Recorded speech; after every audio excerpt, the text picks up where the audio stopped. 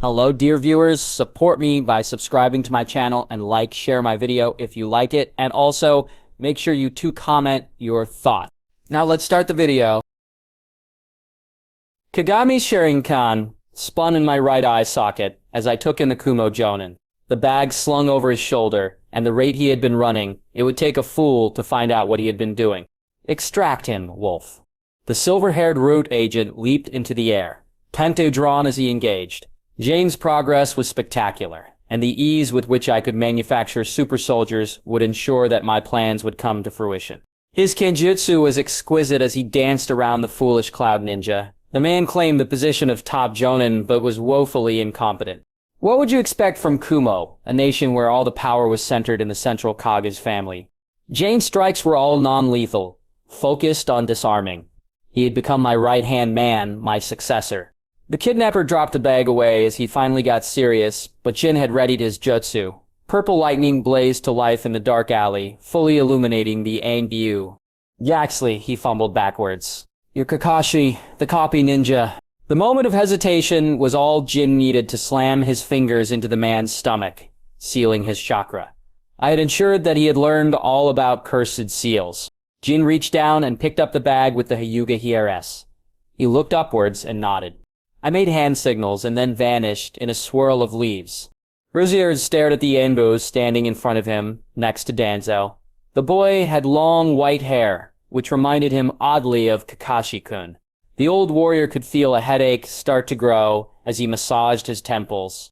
The Kumo delegation had tried to kidnap one of the Leaf Village's most important figures, the young daughter of Hiyashi. To think that Kumo's excuse of peace was all just a lie. But Hiruzen was sure Danzo had something to do with it, for his wolf to be right there and for the Jonin to evade capture for so long. He was too old for this. The Kumo Jonin was currently in T&I, and Hiruzen was waiting for results. I have called Yachi. His face turned gentle as he lowered himself to Hinata's level. It will be a light, Hinata. Your father is coming. She was a little shaken up but had been drugged most of the time, so was unable to recall any of the important details. Danzo remained calm, while Wolf waited patiently, only for the door to be thrown open as Yashi barged in, with his younger brother following. Where is she?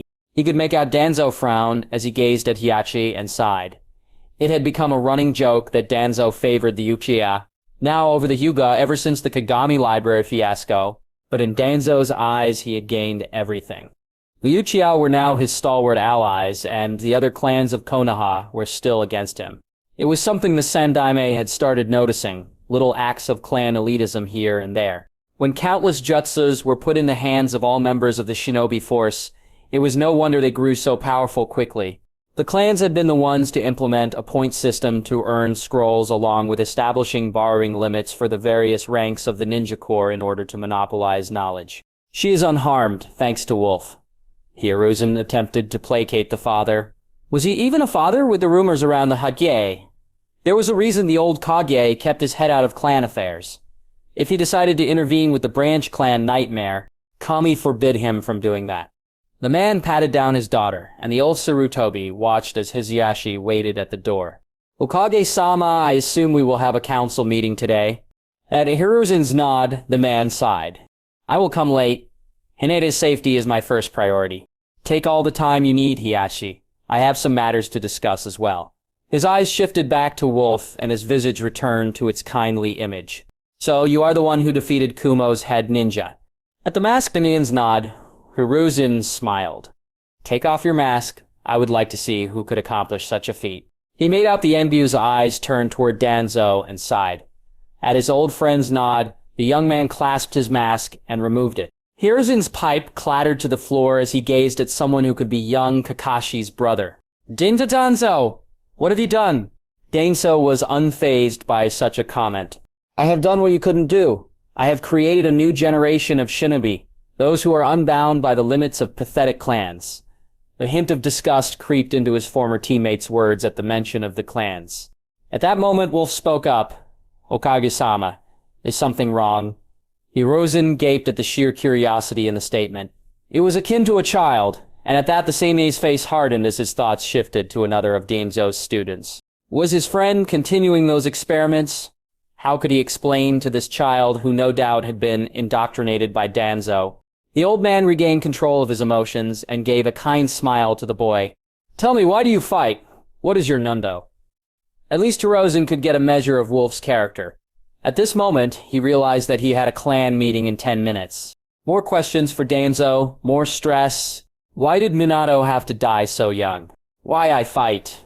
The boy appeared lost for a second, before the Sandame could witness a newfound resolve. I fight so that others don't have to. To be a shinobi is to endure, to live through pain and suffering. He could see the horror in the boy's eyes, along with the guilt. I fight so that they don't need to know this pain, so they can live in peace. I choose the path of the darkness to safeguard the light. The boy's grip tightened on his tanto, and Hirozen noted the shining white chakra pulsing around it. So that we can create a world no one has to fight, and no one has to experience such pain. The boy looked back up at the Sandai and challenged him to make a world without shinobi. Hiruzen smiled at those words. They reminded him so much of Jiraiya, that same childish disappointment in a world that had long since reminded them of the horror of man. Yet they still persevered, trying to create peace, trying to let another generation not know war. We shinobi are necessary, Wolf. Wolf nodded his head in response and resumed his silence. The Sandami was satisfied. This was not one of Danzo's emotionless drones, his pet projects. But I can't help but ask, why do you think this way? The boy paused before answering. In a man's last moments, you know what kind of person they are. What emotions do they make? Do they cry, do they smile, or they just accept their end? He exhaled softly. Whenever you gaze into the eyes of a dying man, I think of his hopes and dreams. He had a life, too. Why is mine worth more? And I still kill him. The last words were uttered with disgust, and Hirozen could feel the self-loathing. A world where everyone can smile would be beautiful, because a hero can be anyone. It can be an old man comforting an old boy that he isn't alone in the world, or telling him that he isn't different from everyone else. Those words only reminded Hirozen of Naruto, too, which he winced. Minato's son, to be treated by the village in such a way. You certainly have a way of words, Wolf. They made this old man smile. He took a deep breath from his pipe and rose from his seat, his old bones creaking. Wolf scratched his cheek awkwardly, and the Sandane decided then that if he was happy with Danzo, he would leave him there. I must be going now. Danzo nodded slowly before waving at Wolf, who departed in a whirl of leaves. I wonder what your student would think, Danzo. He would understand the sacrifices necessary for the leaf. We will talk later. Danzo nodded, and the two walked towards the council meeting room. Kumo must be punished. If not war, then economically. If we set up a naval blockade and seize their goods along with placing tariffs on exported rice, we can make sure they do not try such acts again. Naval blockade? We are not Kiri. And besides, Kumo can always switch to the land of rice if they desire food. Danzo smirked and fired back. The land of frost is all that connects Kumo to the mainland. For rice to export through to Kumo, they must either go through the land of hot springs or frost, or then take the sea. We both know that Kumo does not care for such naval advancements. So, what would you do then? Kumo's economy is very much self-sufficient, and they do not rely on outsiders or make alliances. Piracy. Even if Kumo doesn't care for naval advances, the Land of Lightning doesn't. They like trading across the Kasumi Strait far too much for their good. If we were to send rogue Nin there and loot these ships, we could hurt the daimyo. And then let Konoha take control of the market, I suppose. Precisely. And where would you get this naval fleet and rogue Nin from? At Danzo's smile, Hiruzen stopped in the hallway. You didn't you? Danzo continued walking, a smirk on his face as he turned around. Konoha's Kaizoku fleet is at your command, Hokage-sama. Jin leaped through the trees as his eyes scoured the quiet morning countryside of the Land of Fire. His target was Kikuzu of Taki, wielder of the Earth Grudge Sphere. The scroll on his belt clanked as he danced through the twilight shadows and landed on the ground, fingers brushing the hilt of his tanto. Hateki Kikakashi, your bounty is 40,000 ryo. That'll keep my coffers afloat for quite some time. The ancient ninja raised his hands into the air slowly, as his eyes narrowed. There was no emotion in his voice, just the clinical words of someone describing the weather. Jin held up the scroll and then threw it towards his recruit. I have a business proposition for you, Kikuzu of Taki. Lord Danzo Shimura of the Leaf desires your services. Kakuzu shifted his glance to the scroll in his hands. To be a secretary, no need for missions and a fixed salary. He raised his fingers into the air as if performing calculations. This is potential. His eyes returned toward Jin, and he lowered his hands. Not to mention the political clout. Very well, I accept. Jin replied. Follow me. I will direct you to our operations base. He paused, before throwing another scroll to Kakuzu. Think of that as an advance. Had Kakuzu acted too quickly, it was clear that he believed he was in the stronger position, and if it was a trap, that Taki-nin was more than confident in his abilities to defeat the masked Hatake Kakashi.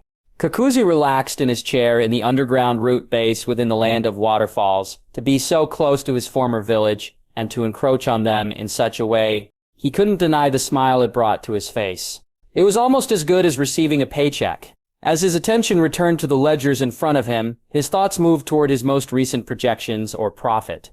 The sheer scale of devices used by Root never failed to amaze him. The novelty and ingenuity present within the shadow of the leaf was impressive, turning chakra from a force of destruction into a new tool for innovation.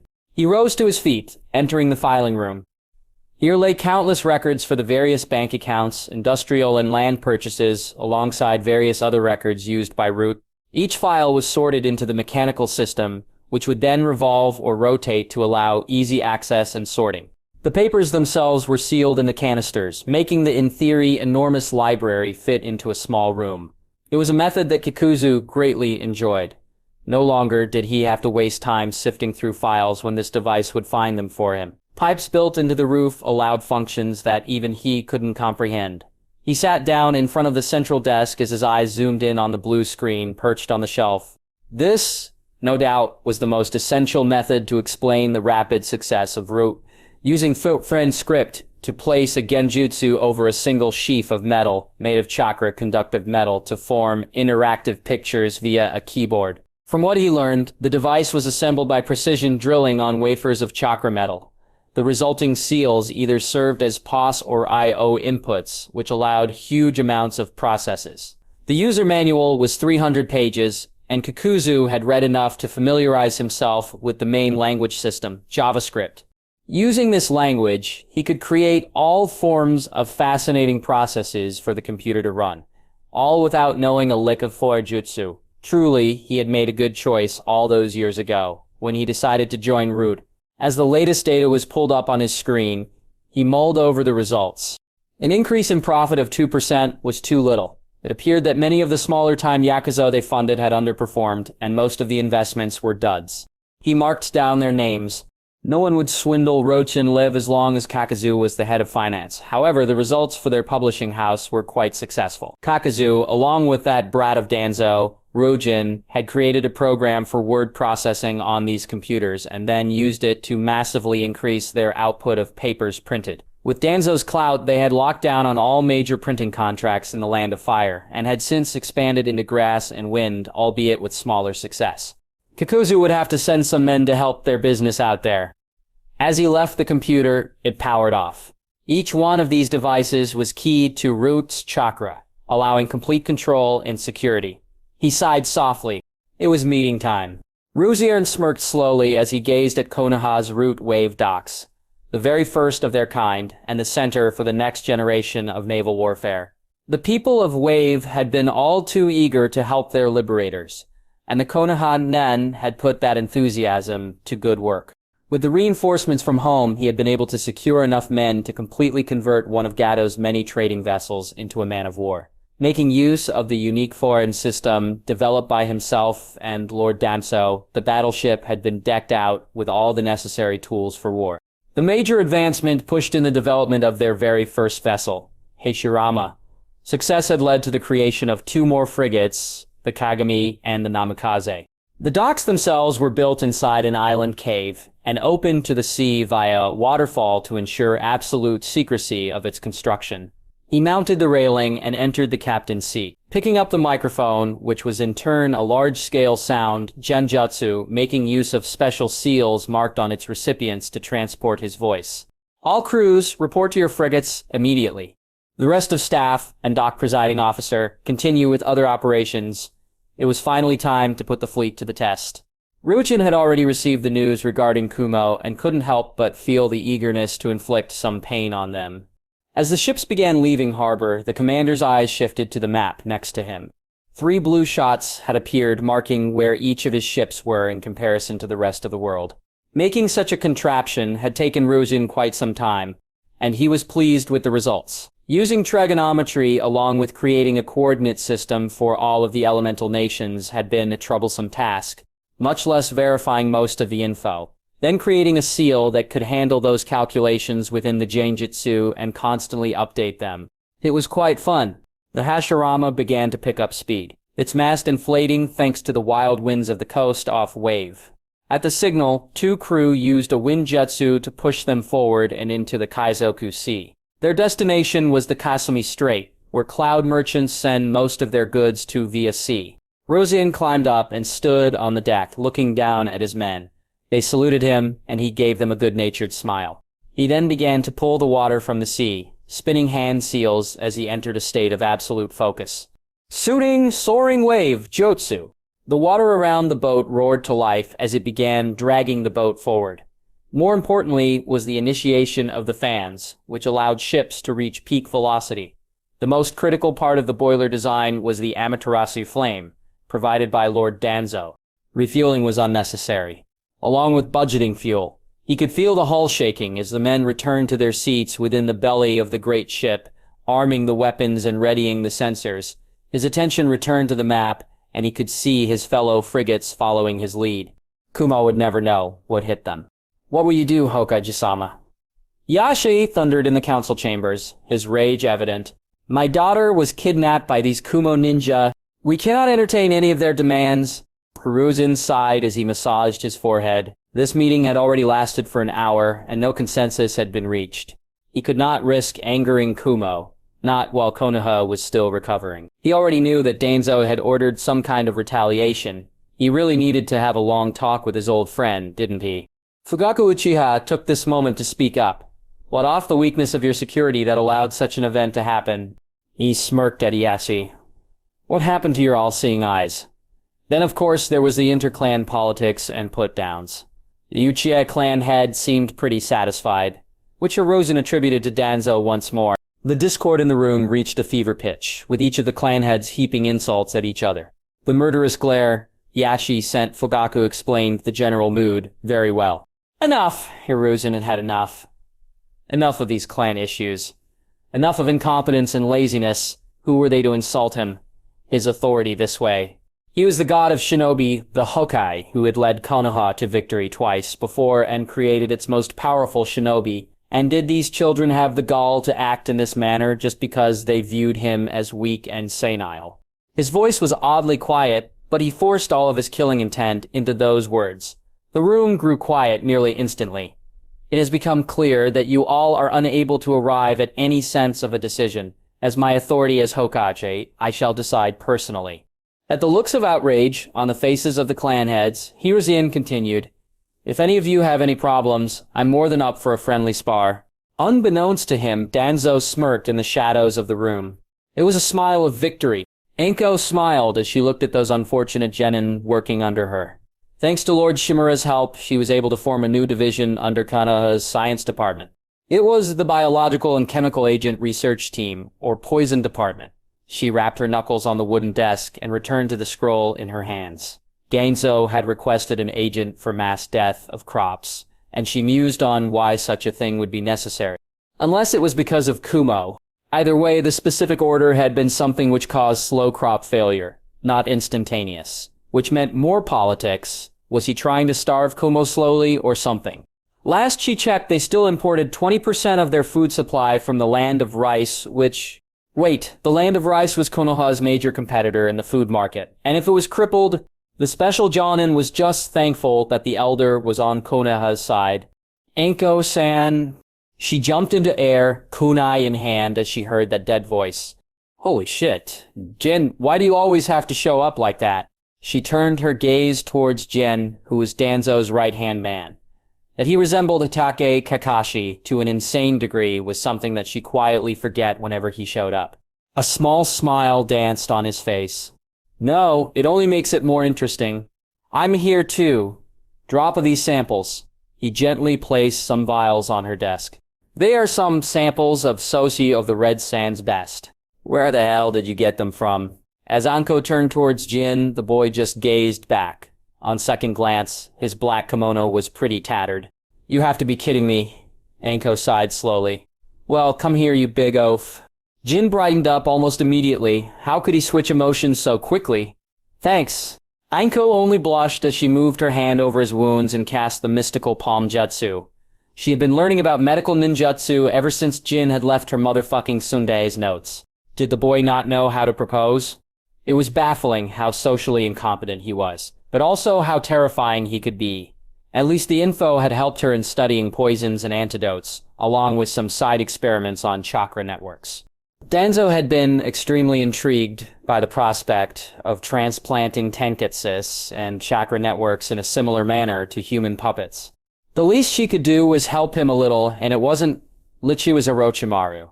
She scratched at her seal, which had been weakened by the elder. It was one of the many things the kind old man had done for her when he had helped her out. At least she knew why he had been so nice now. There, all fixed. You better not get hurt again, brat. She was totally mad, not even blushing as he smiled back at her. You have a pretty smile, Anko-san. Oh, the poisons were taken from Suna's archives. He nodded at her and disappeared in a swirl of leaves. She burrowed her head in her hands to conceal her reddening face. Boys, look guys, Anko's got a boyfriend! She turned her attention back to her assistants and growled at them. Those brats needed a reminder, didn't they? All of you, to the forest of death, of now. She smirked at the looks of horror on their faces. I'll show you my true boyfriend, Kai the Tiger.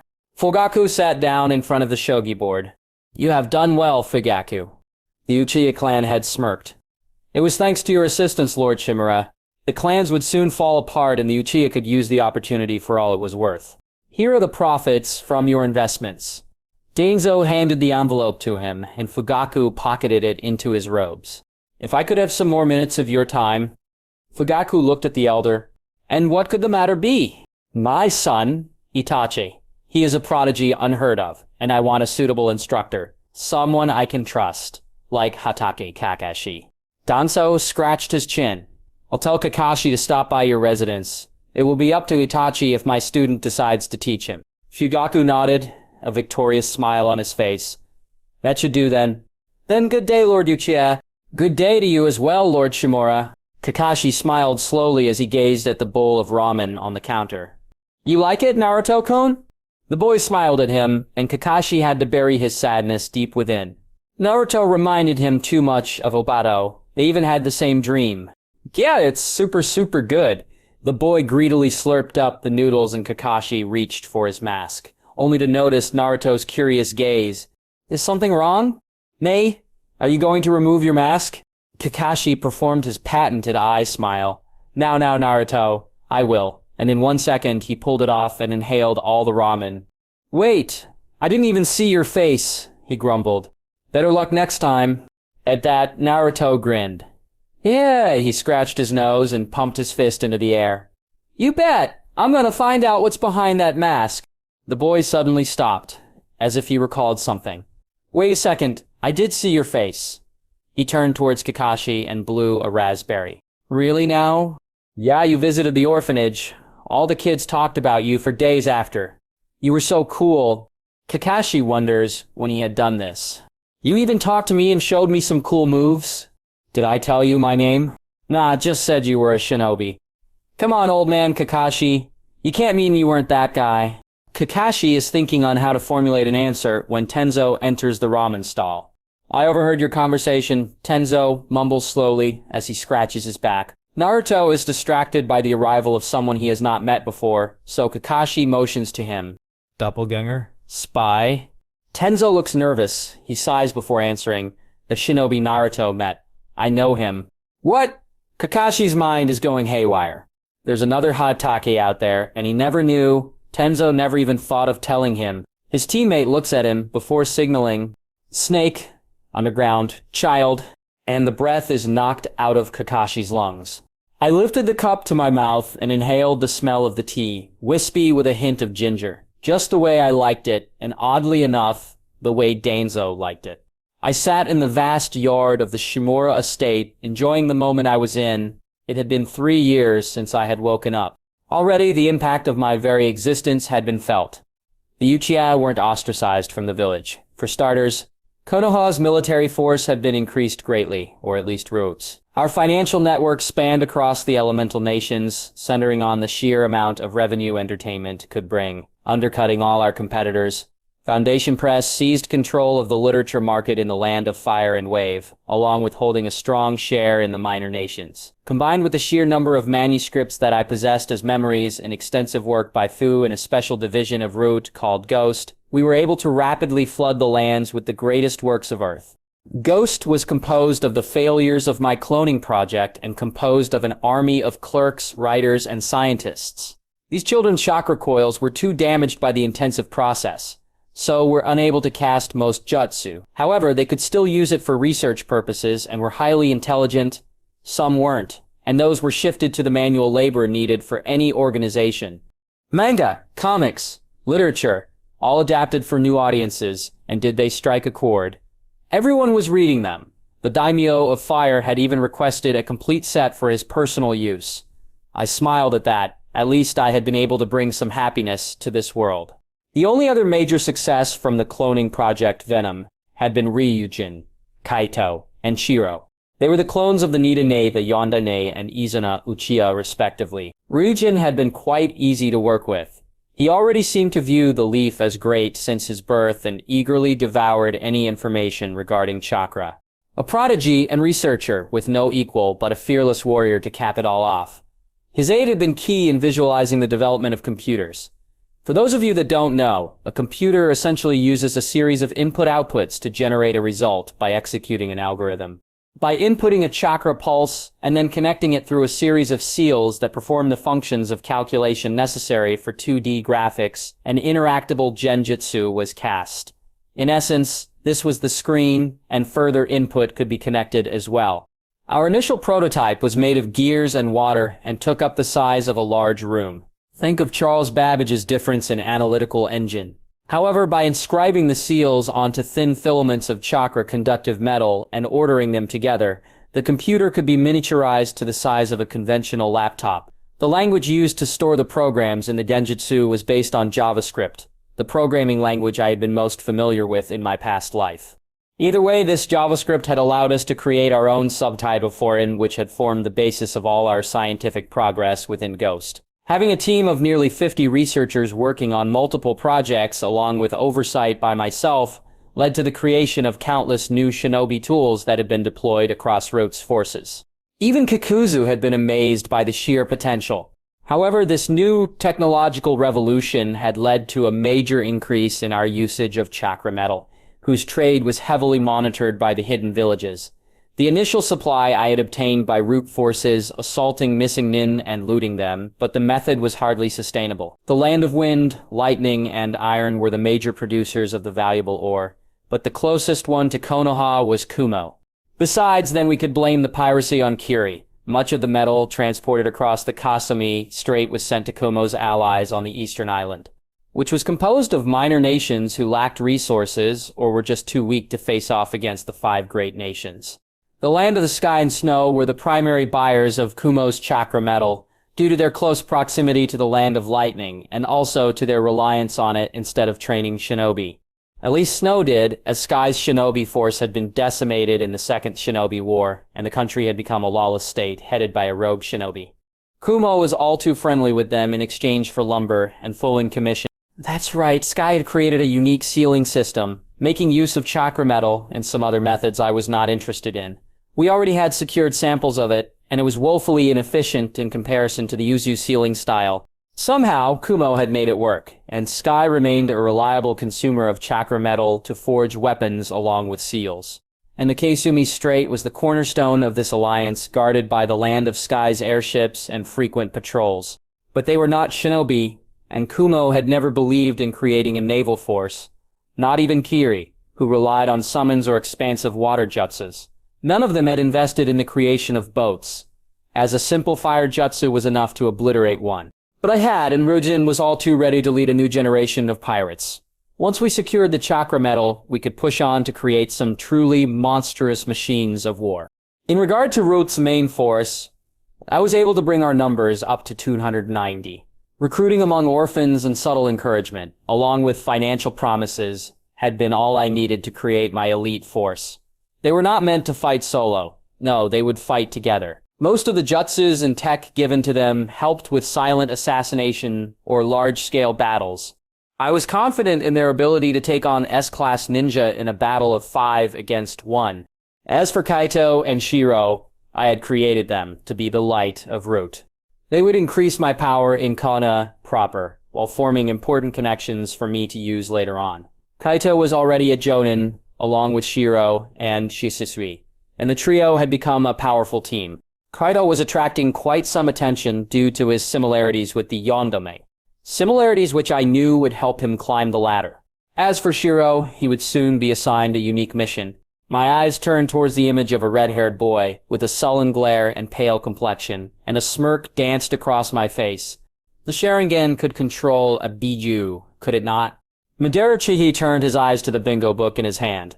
He only had one goal: to enact the infinite Tsukuyomi and create a world of true peace. He had promised Nagato to create an elite group of missing nin to enact their shared dream, and the bingo book was the perfect shopping list. He had already marked several ones of interest when he came upon a relatively new one, simply titled Kage. Shadow, how fitting. He smirked a little at the title, and shifted his attention towards the information. Very little was known, except that the ninja apparently knew over 1,000 jutsus. He would accept a mission and complete it, only to be reported dead and then finish another job the next day. It was vexing, and Madara pursed his lips as he thought over it. Multiple people? No, multiple people under the same name. He only recognized it due to shared experience. This meant that Kage was some form of group, which would no doubt hurt his own ambitions. Either way, Kage was not a truly powerful ninja, and Meirei could not see any trouble ever coming from him. He turned the page and saw the image of the snake scene gazing back at him. Now that's potential. I focused slowly, the Sharingan in my right eye weaving an illusion over the unsuspecting guards. My cane tapped on the stone floor as I entered the dark room. There was naught but silence as I studied the sleeping child and smirked. A touch of my fingers immobilized her and dropped her in my bag. Whoosh! The voice was interrupted by the red glow of the copy wheel eye as the pitiful ninja was dragged into the depths of sleep. 2 masked ninjas appeared before me, and I nodded to them. All of us are wearing chakra weave armor, which is constantly circulating unaligned chakra, acting as a secondary chakra system. The perfect defense system against attacks that seeks to target the Tenketsus. The 2 ninjas look identical, the same skull musk adorning their face, and black cloaks wrapping them in the shadow. My hands twirled around my kunai, and the special flashbang rendered within. It was a powerful ocular genjutsu that conveyed repeated flashes that could knock out anyone if caught in it for too long. Have the others been secured? Yes, Lord Danzo. I chuckled slowly. The same overconfidence that shall be their undoing. I continue, bring them all to the root base. The Byakugan has been wasted for too long. The 2 disappear into the shadows, and I can't keep the grin of my face. The rest of my new root forces have already combed over the entire estate, taking all those we need. Kakashi would take time to secure the position of Gadame, and I did not have time if I truly wanted to change Konoha before Orochimaru, before Obito, before Pain. When the tree grows too tall and blocks the sun, what do? We trim it. Hiruzen grasped his desk as he gazed at the remainder of the clans of Konoha. The Hayuka had disappeared overnight, and the remaining clans' bank accounts had been drained. All except the Uchiha, who held large swathes of land across the Land of Fire and had suspiciously invested in several new businesses across the past few weeks. After this meeting, they would have another meeting with the Jonin to figure out a way forward. Hokage-sama, you have to understand, all of our clan's fortunes are gone. Inichi looked towards him, and Hiruzen could feel the frustration radiating of him. And Hiruzen was damn tired of it. The Hyuga had disappeared, and they cared about some stupid clan inheritance. Do you not have your own finances? At the young man's nod, Hiruzen said, Then shut your mouth. If there are orphans within your clan, Konoha shall deal with them. But, slamming his fist into the desk, Hiruzen thundered, Damn your clan secrets? You do not have any blood limits. So what is the point, Inoichi? Spit flew from his mouth, and a strange quiet descended on the room. The Hajie are missing. Their compound was infiltrated, and all of their members were defeated. This after the Kumo incident. At the same time, all of your Central Rio accounts were cancelled due to robberies from Konoha's central banks, and your bank accounts alone. The leaders turned their heads down in shame, while Danzo emerged from the shadows. Heaters inside, perhaps he had learned something. Compared to this incompetence and constant arguing, at least his old friend delivered results. Root has discovered the perpetrator of these crimes. The elder's tone was dead serious, and Hiruzen drew back his breath. It was Orochimaru, working together with a man who called himself Madara Uchiha. No one responded, and Hiruzen buried his head in his hands. He had witnessed the sheer power of the ghost of the Uchiha, and if he was working, how was he alive even? But Minato had mentioned his name while dying, hadn't he? With his old student. He always had a fascination with blood limits, didn't he? How do you know this? The silence was broken by Fugaku, who appeared quite pale. Danzo raised his hand before speaking. Nezia Hyuga was the only survivor. At this, the volume of the room rose to a crescendo once more, and the shinobi no Yami spoke once more. My men were able to rescue him from the clutches of the snake, and it appears as Orochimaru left him behind as some kind of cruel joke. His hand parted, and Hiruzen could see the boy. His black hair was unkempt, and he looked in a perpetual state of shock. By his side was a rude agent, wearing the fox mask. "Speak, child." The boy nodded his head slowly, his mouth wobbled as he spoke. "That snake, he killed all of them." "He killed them, father and mother." Danzo nodded before the boy broke out crying again, and the fox Anbu disappeared, back to the hospital. There was no blood at the estate, Hiruzen pointed out. We all know the power of Genjutsu, and if he had the assistance of Madara Uchiha, the same man who released the Kyuubi, the grim truth was laid bare, and the old Kage wished that Minato was here instead of him. The power of the Hagyuga will be turned against us. Danzo slammed his cane onto the ground. It is clear what we should do. Konoha must militarize. We must go to war against this scum. Hiruzen pondered it, but Shikaku interrupted him. And where and who would we fight, Lord Shimura? A gleam shone in his old friend's eyes as he spoke. He has founded a ninja village in the land of rice. His crimes against the leaf are numerous, and it is time to punish him. Hiruzen wanted to say no, to try to have peace, to find another solution, but he thought of all the violence wrought by the Kyuubi. If his wayward pupil was involved in that as well, there was only one choice. Danzo, I give you full authority in this operation. Find and kill Orochimaru, and recover the Hyuga clan. The full might of the village hidden in the leaves is at your disposal. Danzo smiled as he nodded his head, and Hiruzen gazed at the quiet within the rest of the room. To the rest of you, divert all your orphans to Konoha's general system if you cannot take care of them. If any of you object to this way forward, you are free to challenge me. He turned away and sighed. He would have to call Jiraiya as well if they were dealing with Orochimaru. No one responded, for what could they do against a god? But there is something that everyone could see, the shadow of this almighty warrior. For in this moment he stood in the light, triumphant. The wolf would slay the snake and ascend to the title of Fire Shadow. The concessions to the Uchiha their shared plans. His blind eye to Jin's meeting with Tenzo, Kaito and Shiro's rise through the ranks, and most importantly, the war machine he had constructed. Through this next battle, the next generation of legends would emerge, and at their head would be the darkness of the shinobi. Everything hidden in the shadows finally returned to the light. The first rays of the morning were shown through the office of the Hokage ere Hiruzen sat down. The weight of grief of regret from days long past had wormed its way from distant memories right back onto his shoulders, and in his eagerness, his fear and sorrow, he had snubbed the clans of Konoha that had built this esteemed village. The wisps of smoke covered the room, concealing the marks of age on his face. Even now, he was unsure if giving Danzo control of the operation against Orochimaru was a good choice. But his heart had faltered. He couldn't face the boy he had raised like a son. Not then, and not now. He got up, placed his pipe on the smooth desk, and opened up the cabinet to the side of the room. A case of fresh sake greeted him, which he poured into a set of 2 saucers. I know you are here, Danzo, he spoke to the shadows. There was something quiet and hesitant in his tone that he himself could not fathom. The shinobi of the darkness emerged from the black wall, cane clicking on the floor. Hiruzen chuckled as he sat down on the chair in front of the desk of the Hokage. A comfortable silence settled in the room as the two comrades shared a drink. "And who do you think is responsible for this crime against the clans, old friend?" The weathered elder swirled his sake, before saying, "The clans have chosen incompetence. It was only a matter of time before the swift hand of justice reached them." "Danzo," Hiruzen let out a puff of smoke as he scratched his chin. "Then who would be responsible? Only the Hokage has the authority to transfer funds in such a way." The unspoken accusation weighed on his shoulders, but he had to be sure that Danzo was on his side. When his friend moved to reply, Hiruzen cut him off. "What would a man like Madara Uchiha, or Orochimaru? And it did hurt to talk about his former student in such a manner. Took care about money." Danzo scratched his chin and appeared deep in thought. "This is not Madara, merely an impersonator, Hiruzen.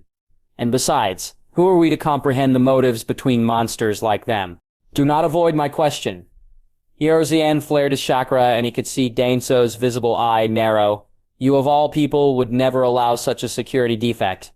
"Do not accuse me of such things," Danzo fired back, anger burning in his words. "Everything I have done has been for the good of the Leaf." "So you do not even deny it?" Hiruzen spoke, and that same disappointment welled up in his voice. "You are so eager to have war then, are you?"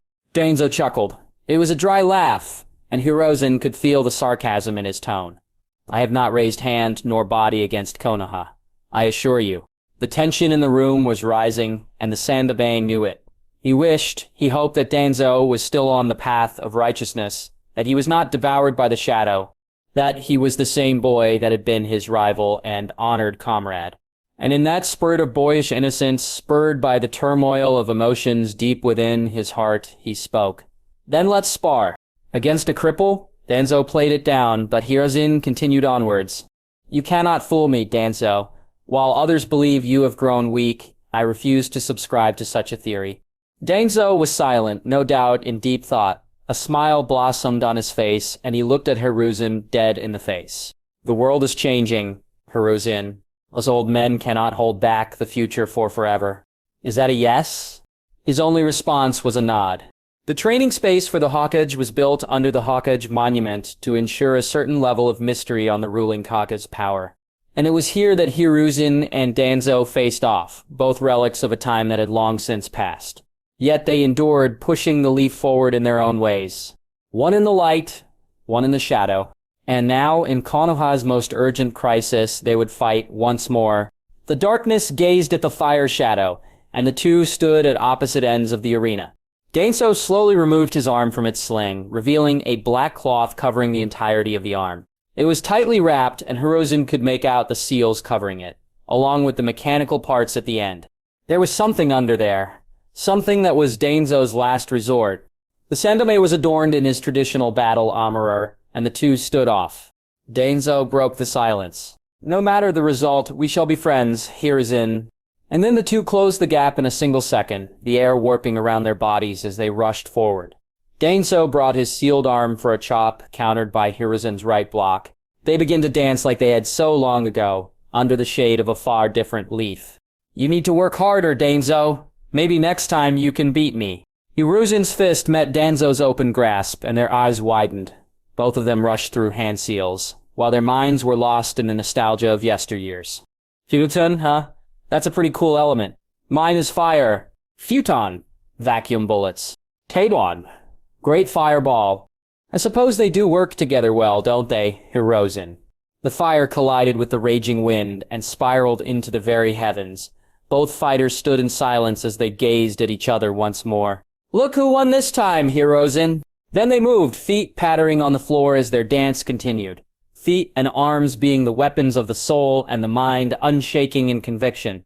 Shuriken flew through the air, as Danzo fired a wind jetsu in return, only to be stopped by a water jetsu. For each strike of the shadow, the professor had an equal, for he was the god of shinobi. But when the god fought his shadow, what would happen? For as tall and strong as the god was, the shadow was larger while in the sun. His length varied, his power was not of body but of mind.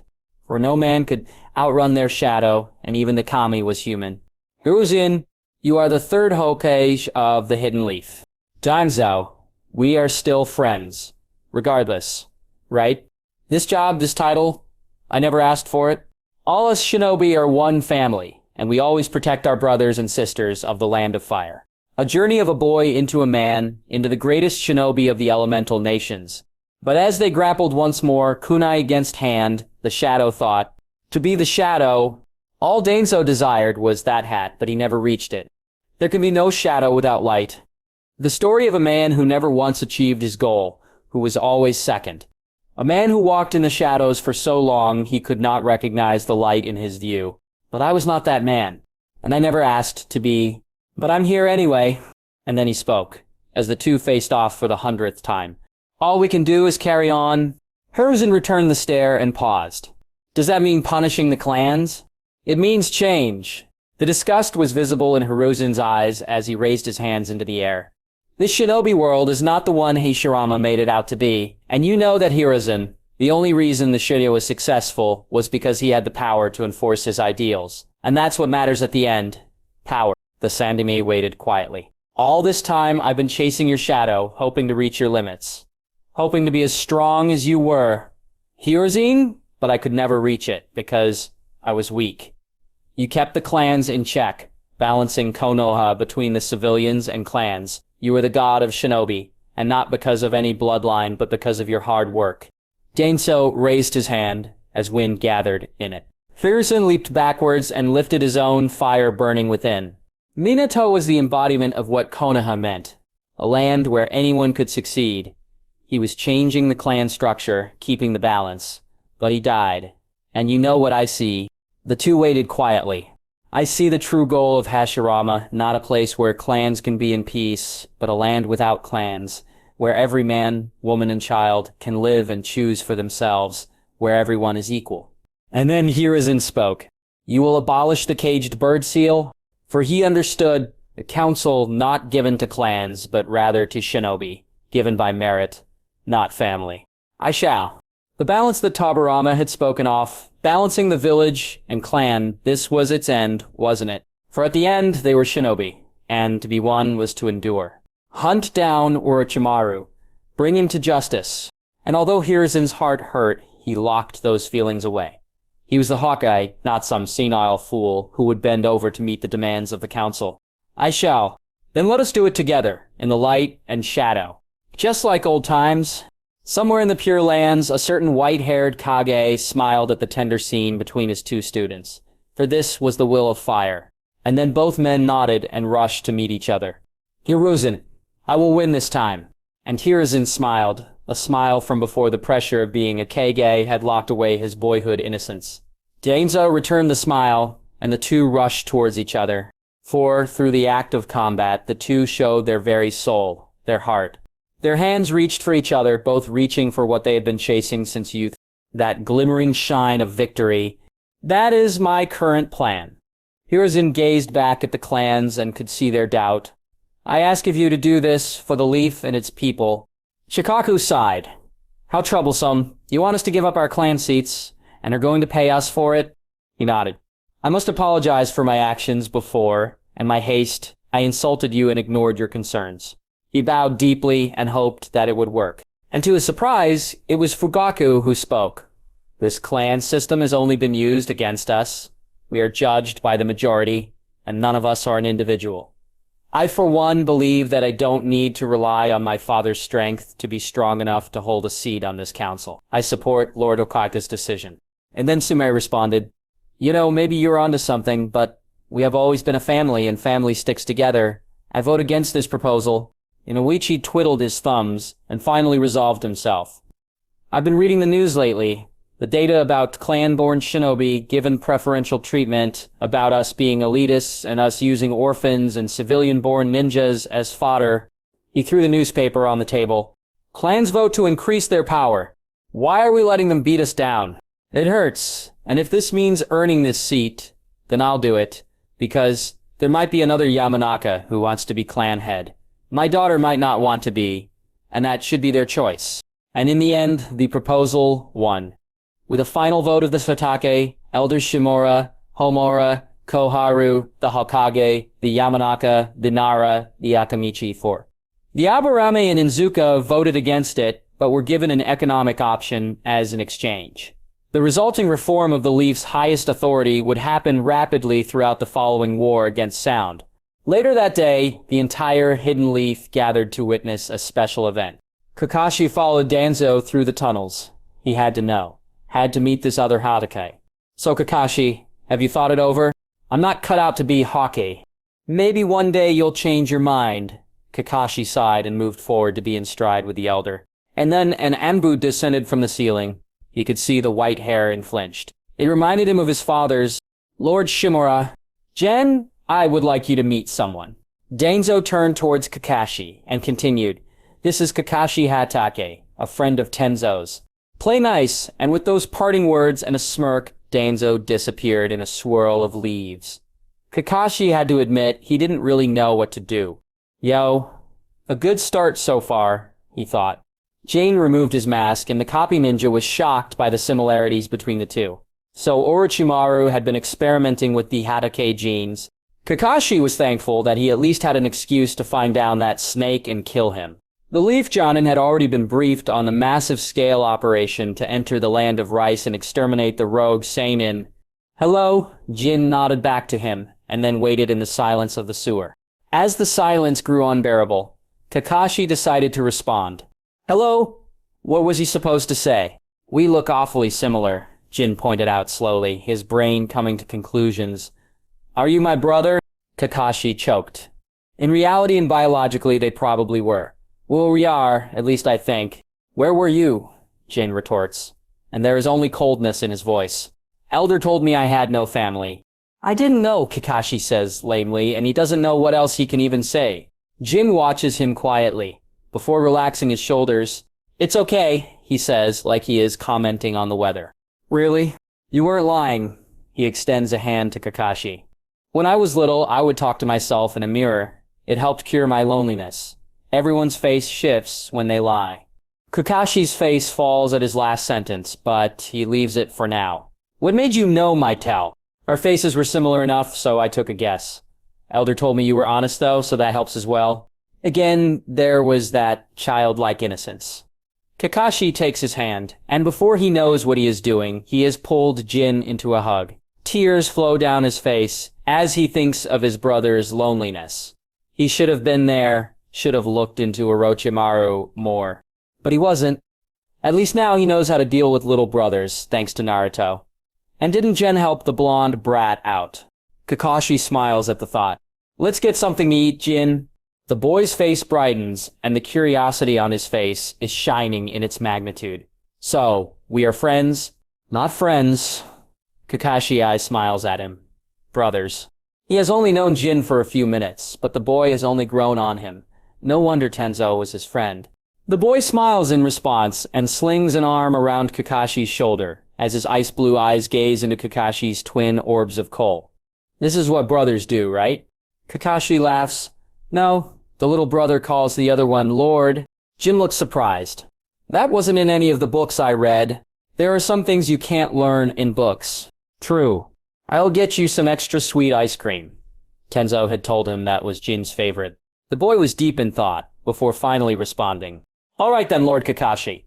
The last two words were uttered with complete seriousness that Kakashi has to fight to stifle the laugh. The joke has to last, after all. And as the two ascend onto the streets of Konoha, Kakashi looks up to the sun.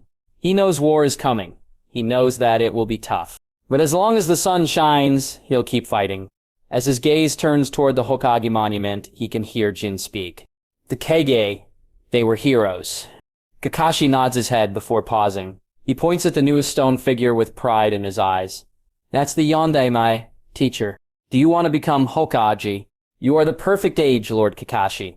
Kakashi turns his head rapidly to hide his grin, but considers the first few words. Not really. I had a teammate who wanted to become the Hokage, but I never had any real desire to be one. Jane's gaze pierces through Kakashi. You have all the talent and reputation to become one. All it takes for evil to grow is for good men to do nothing. Kakashi looked at the ground. Those words hurt, because it was true. But his thoughts were interrupted by bells tolling. A call for the village to meet in the center, in front of the Hokage's store. We should get going. Jin looks at Kakashi and then jumps into the air. You still owe me the ice cream, though. Kakashi shakes his head with a smile before following. The citizens of the Leaf were shocked by the announcement, the dissolution of the clan system, and a new council formed by the strongest shinobi who represent all of Konoha. Until the first council is formed, the Sandaime will lead the Leaf. We of Konoha will retrieve the Hyuga. We will not abandon our comrades to die.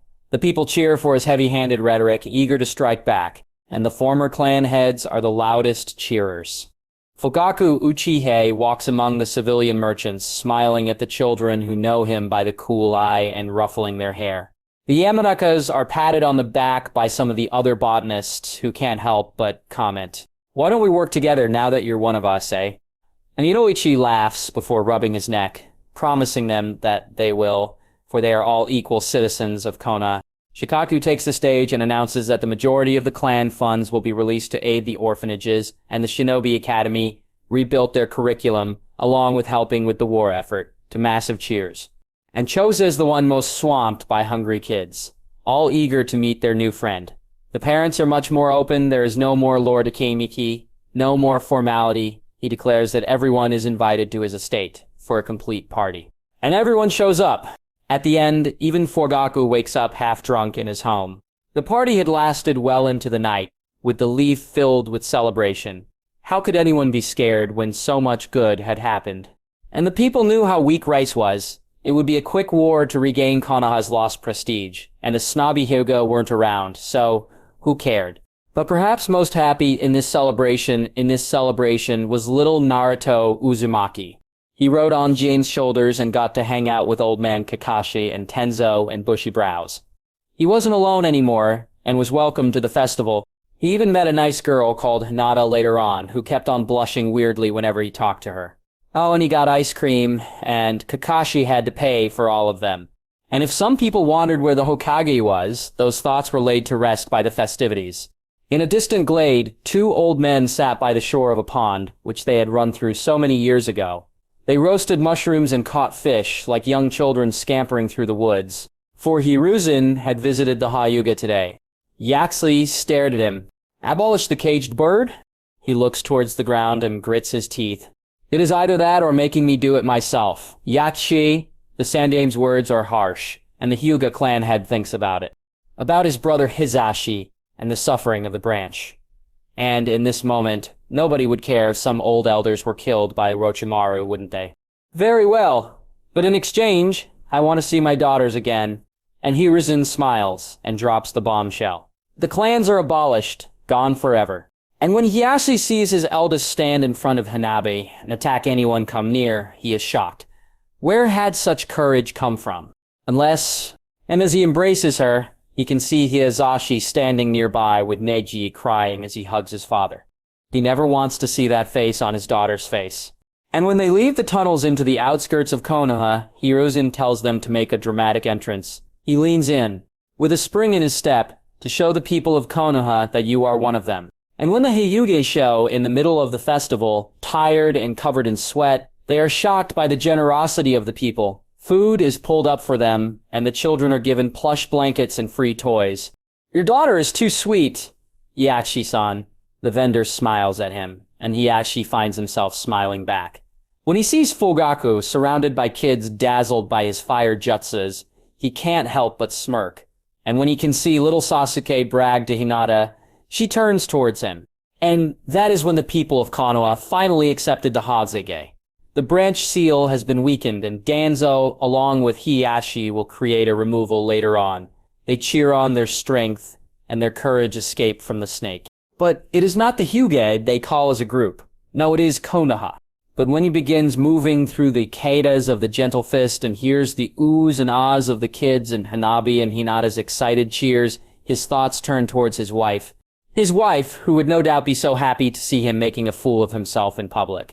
And Fugaku smirks at him before bowing politely as he retires, his wife dragging him away while blushing at his antics. And now there are no clans. There is only Konoha, and it was hungry for revenge.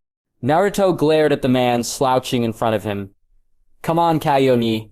Teach me some cool jutsus, not this lame stuff. The man in question just leaned against a tree, a lazy smile forming on his face. What did you say? Naruto stamped the ground and gathered his breath. Stop ignoring me! What? He leaned in toward Naruto and cupped his ears with his hand. Sorry, can you speak up? Naruto groaned as he picked up the kunai. How is this supposed to help me? At this, Kyuubi suddenly perked up, as his eyes locked onto Naruto. There was a sudden alertness in his movements as he chuckled. You can't achieve anything if your basics are horrible. Hey, are you saying I'm a horrible ninja? Naruto pushed his face into Kato's, steam pouring from his nostrils. He turned and began walking back into the training arena, but was stopped by Kato's words. Why do you want to become stronger? What do you want to achieve that needs such a thing? I'm going to become the Hokage, and the Hokage is the strongest ninja. Duh! Why do you want to become the Hokage? Kato asked. He was fully lying down in the shade of the tree. Huh? I said. Why do you want to become Hokage? So everyone in the village will acknowledge me, Naruto Uzumaki. He grinned as he pumped his fist into the air. Huh, Kaito appeared amused. And Naruto just wanted to wipe that smirk off his face. They had met when the Jonin had found him in the training fields and offered some pointers, and ever since then, Naruto had grown as attached to Kaito as he had to his other friends. Kakashi and Jin gave him tips, but they were frequently busy, and Guy was too brutal for his liking. And Tenzo was scary. For some reason he couldn't fathom. Hey, Kaito said suddenly. Let me tell you something. To become Hokage, you have to be respected by the village. You can't just be automatically respected when you become one. So what? I'll become Hokage no matter what. Just like the Yondaime. That's wrong. What do you mean, then? Don't just be like the Yondaime. Be better. Find your own path to become a Hokage. Huh? Naruto grinned then, and his smile was as heavenly as the sunshine. Then I'll become the strongest Hokage, and everybody will know my name. Kaito just smirked as he relaxed into the tree. He was napping against. That's great, Hokage-sama. Now go back to your training. Ikokage-sama. As one of his eyes opened, Kaito just shook his head. You told me you would become the greatest Hokage.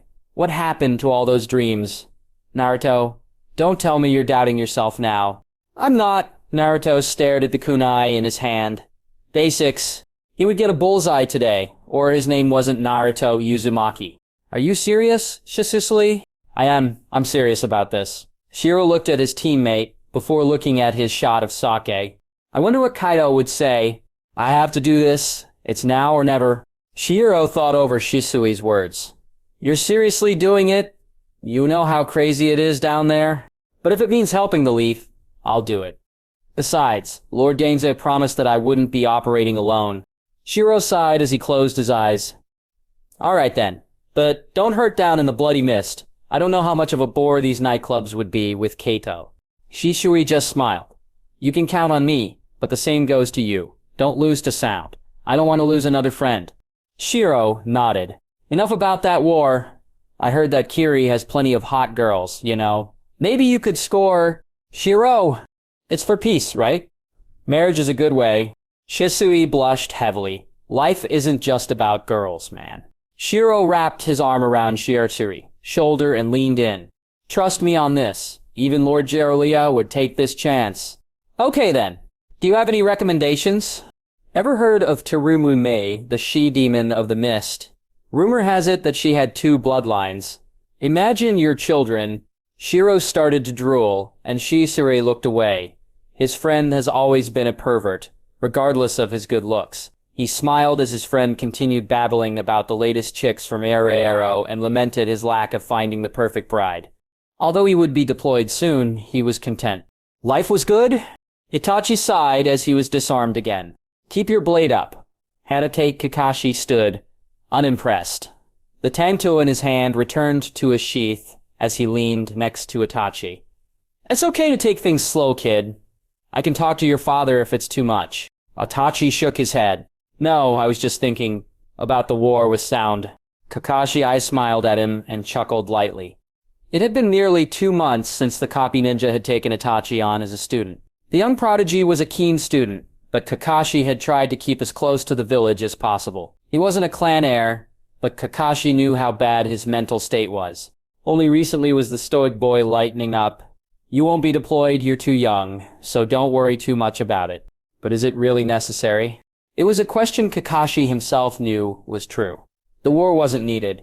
The Leaf could simply do a quiet assassination, but he knew Danzo. His sensei was always scheming, plans within plans, and the white-haired Nin had the faintest idea that he was at the center of them. Huh? Kakashi found surprise that he referred to the elder as sensei now. He still remembered Minato-sensei, and that pain still would wrap around his heart for some days. Sometimes we do things that are evil for the right reason. It's the best answer Kakashi has. Itachi doesn't appear satisfied, but he drops the question for the time being.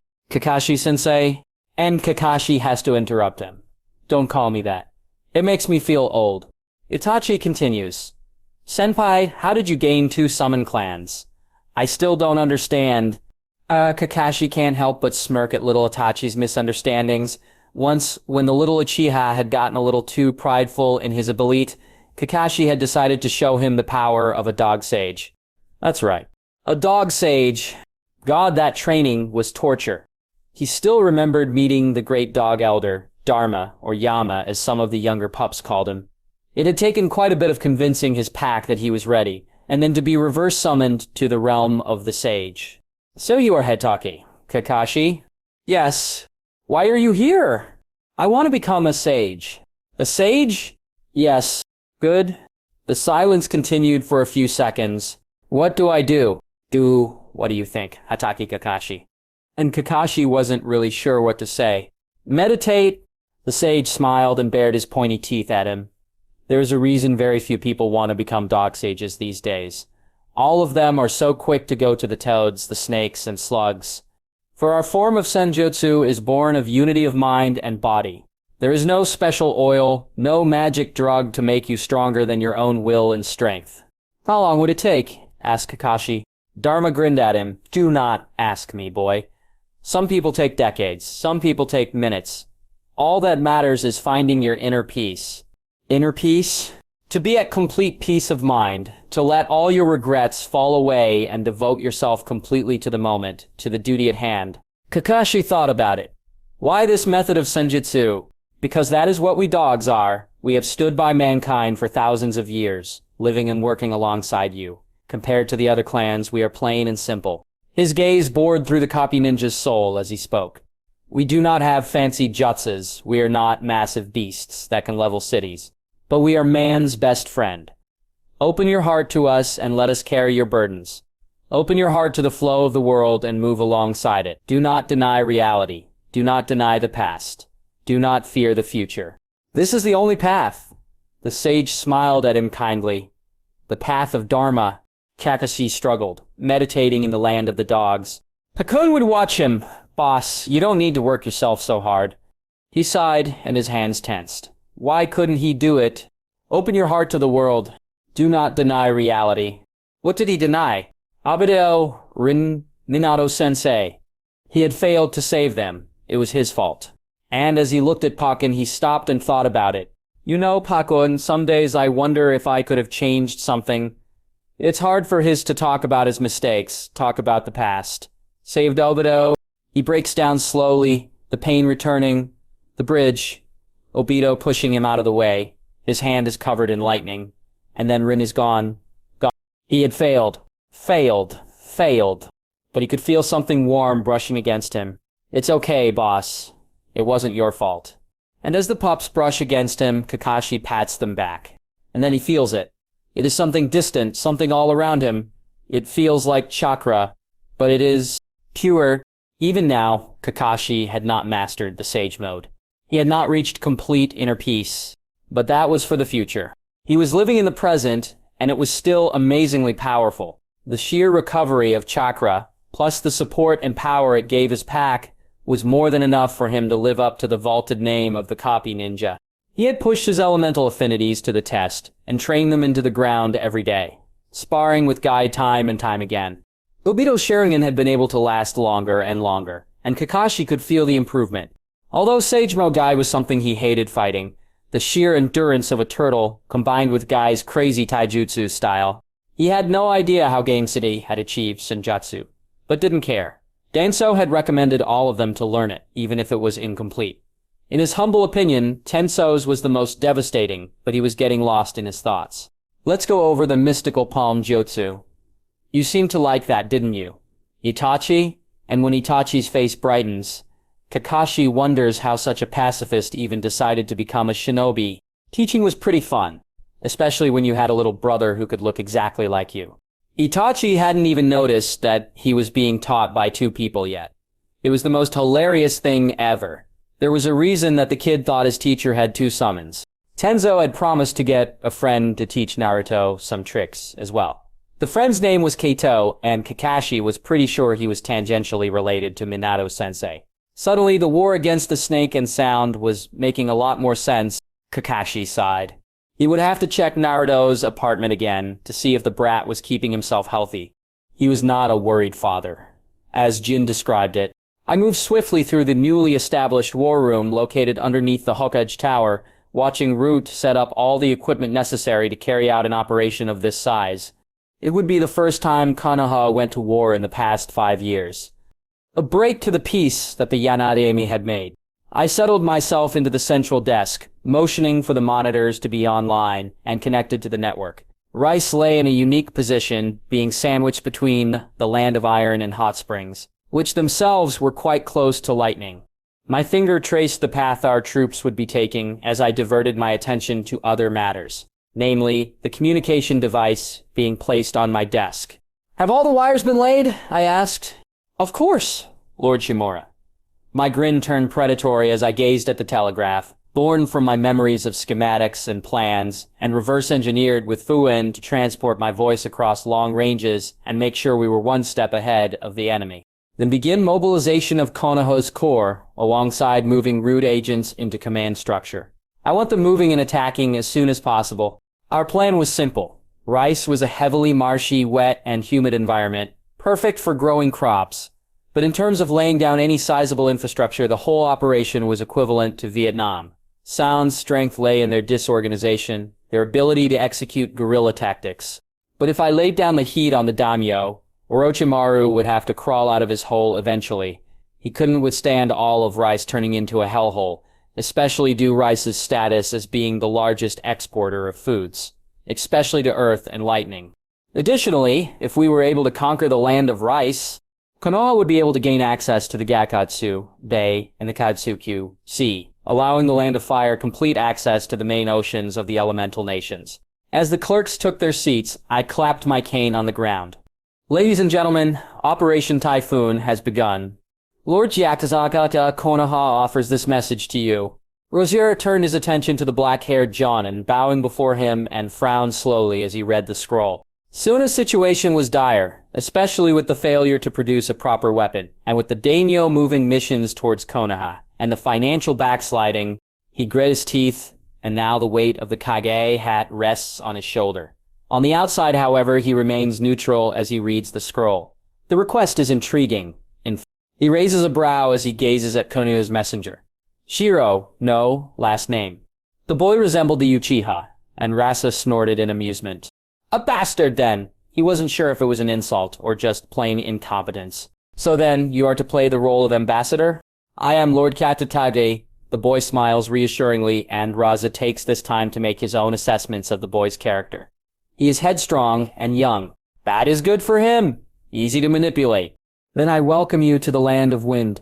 The boy bows his head, while remaining kneeling. "As for this proposal, I will have to speak to the elders." "Of course, with your leave then." Shiro smirks and Rezio chuckles. It reminds him of a time when he had been young as well, trying to gain some semblance of power. At his nod, the young shinobi leaves. The proposal is something he had not expected from Konoha, but it has potential. "Are you sure about this?" "Yes, Zelda Mebrui." "Yes, sir." She nods her head. "Konoha is gearing up to invade the land of the rivers." He sighed. "At least those tree huggers aren't going for any land near us." He raised his hand. "I want all of our forces on standby." She nodded her head, hoping that he wouldn't flip another desk over. Why the hell would they go for river, though? The country had no real value, except separating Konoha and Suna, but even then, both nations were allies. Unless they were planning on expanding cooperation. Kumu had no major allies, except Sky, but they were far too weak to match the might of Suna and Konoha. If this was true, could the two nations be planning a new war? He would have to reach out to Earth then. Kiri was trapped in their war, and he knew how pointless it was to intervene in that shithole. Mabai, send a message to Earth immediately. Yes, sir. Hiruzen can only stare at what Konoha's traditional war room has been transformed into. Gone are the white maps and the open table for meetings. Instead, the room is filled with desks and ninja typing furiously.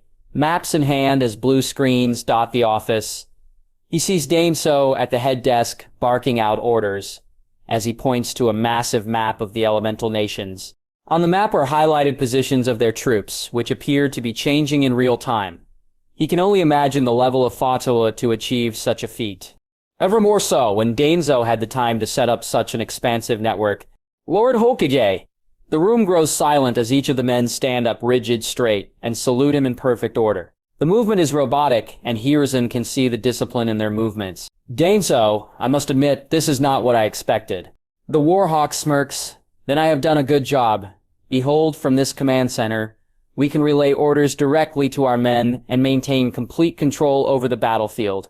Hiruzen sighs. I suppose you will have to give me a tour then, old friend. But if we are going for rice, why does that map show movement into the land of rivers? Danzo frowns. We of Konoha shall seize the food production zones of the elemental nations in one fell swoop. There can be nothing stopping us. What about sand? Danzo just smirks and Hiruzen understands. You sent a messenger, didn't you? He sighs slowly. Kumo and Aiwa will not take this lying down. We will need to have an absolute victory for them to not think about retaliating. Of course. Sona will aid us, that I am sure of. And why is that, Danzo? And then a voice interjects. It is smooth and almost boyish. Hiruzen wonders how it has escaped his attention and readies himself. As the figure moves from the shadows, Hiruzen's eyes widen in surprise. Red hair, perfectly sculpted features, and a small smirk in front of him is Sasori of the Red Sand. Sorry, Hokage-sama, he laughs a little, and the Sand-Imi grits his teeth. Your friend had such an interesting perspective on art. I had to oblige. You are a missing nin, Hiruzen flashes his chakra and smirks at the brief flicker of fear in Sasori's eyes. I assure you my loyalty to the Leaf is unquestionable at this moment. And what would you have to gain? Everything. Perhaps in another world, Sasori would have died kidnapping the Uchiha. But here, he was offered another chance. Something that humbled him, but also saw him intrigued. For Danzo of the Leaf had been able to craft perfect genetic clones of humans, pure human clones. Clones without a soul. What art was more eternal than that?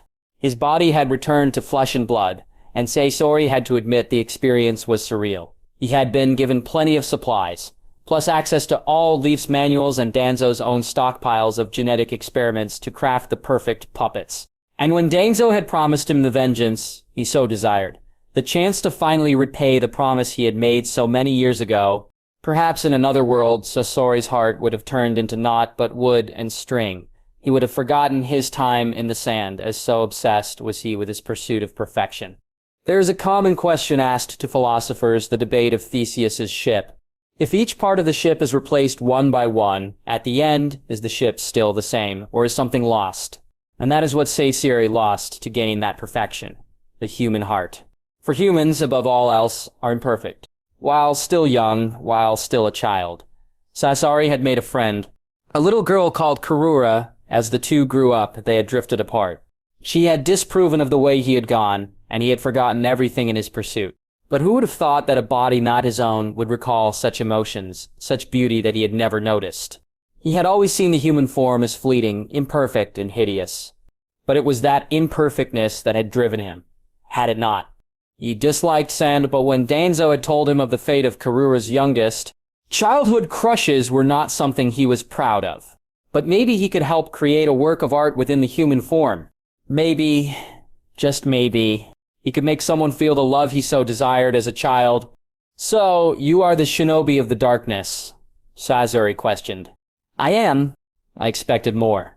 The shadow smiled in amusement at Sasori's comment. Hiruzen watched slowly as the Sennin moved off and sighed. You are sticking your fingers in places they should not be, Danzo. Was it not you who preached acceptance, Hiruzen? Hiruzen just shook his head. Do not think that you are completely free to act as you wish, Danzo. I see the use of Sasori as an ally against Suna. But he has his own agenda as well. His knowledge of Suna has proved invaluable, along with improving our own Medicnen program. Danzo responded.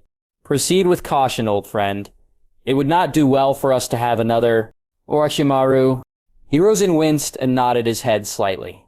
They were going to war against his former student now. He is under my control, I have ensured it.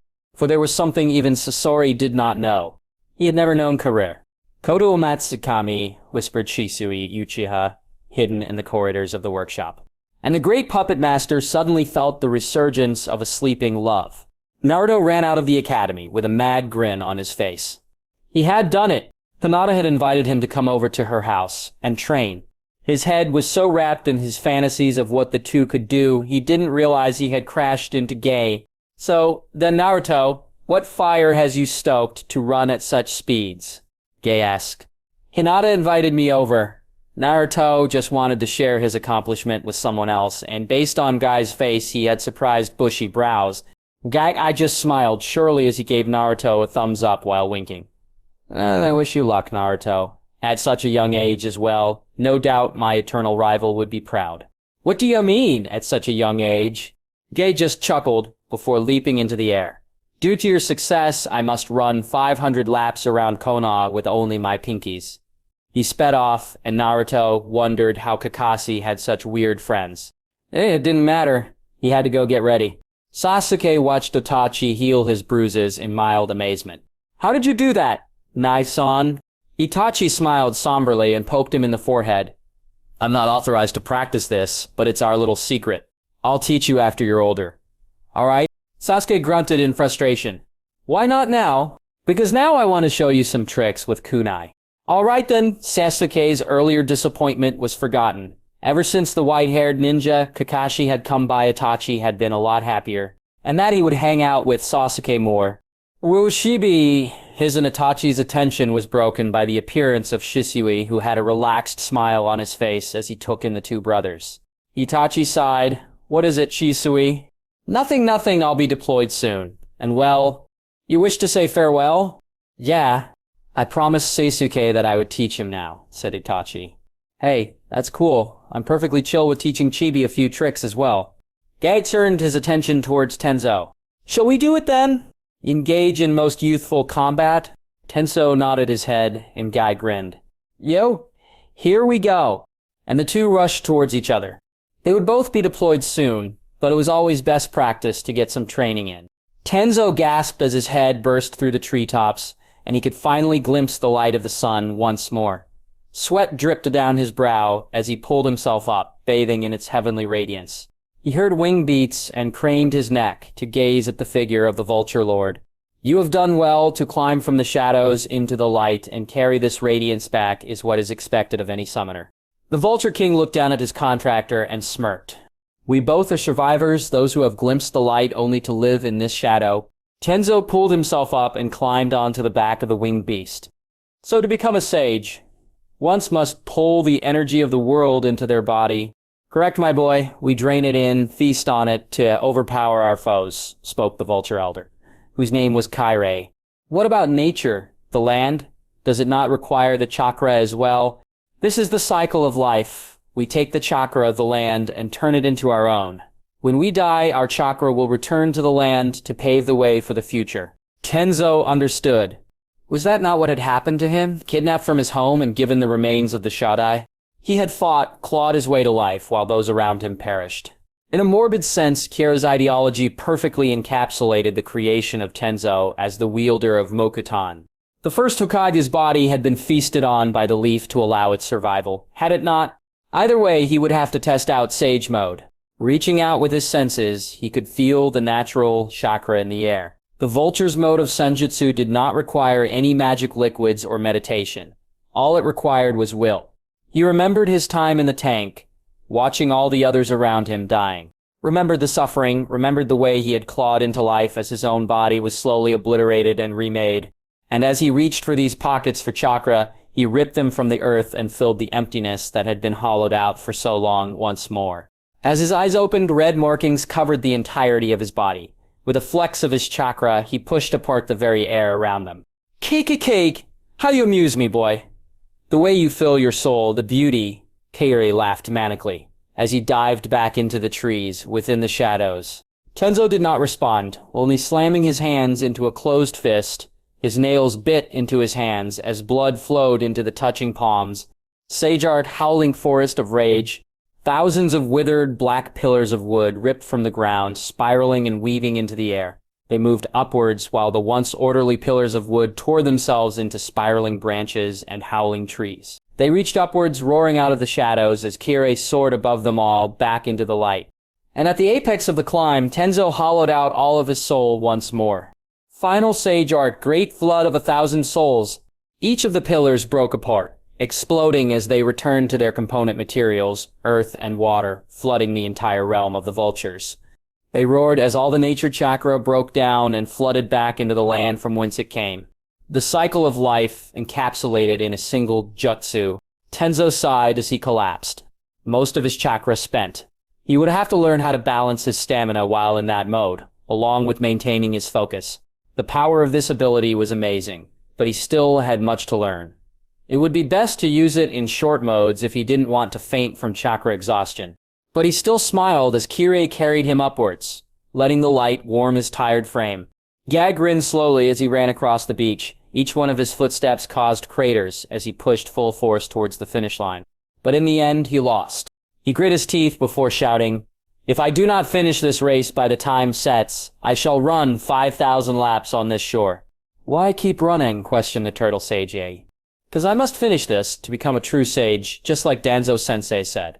"How interesting." The old turtle slowly moved his head up. "Go on then. Do not let this old turtle bother you." After trying once more, Gay was sure that the race was impossible. Perhaps it was some matter of genjutsu, or test of hidden meaning. He sat in the sand to think it over and mused over the problem.